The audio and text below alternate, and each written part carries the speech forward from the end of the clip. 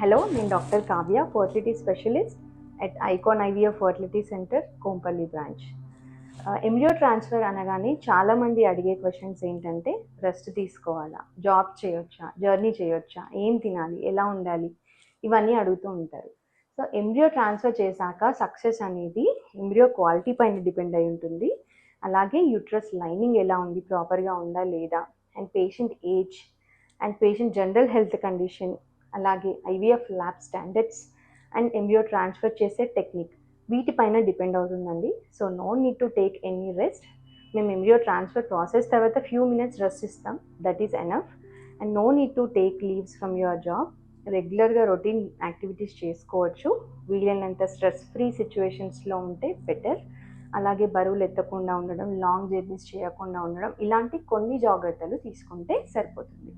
అలాగే మేము ఇచ్చే మెడికేషన్స్ కూడా ప్రాపర్ డోసేజ్ అండ్ కరెక్ట్ టైంలో వేసుకున్నట్లయితే ఎంబ్రియో ట్రాన్స్ఫర్ సక్సెస్ రేట్ అనేది చాలా ఎక్కువగా ఉంటుంది.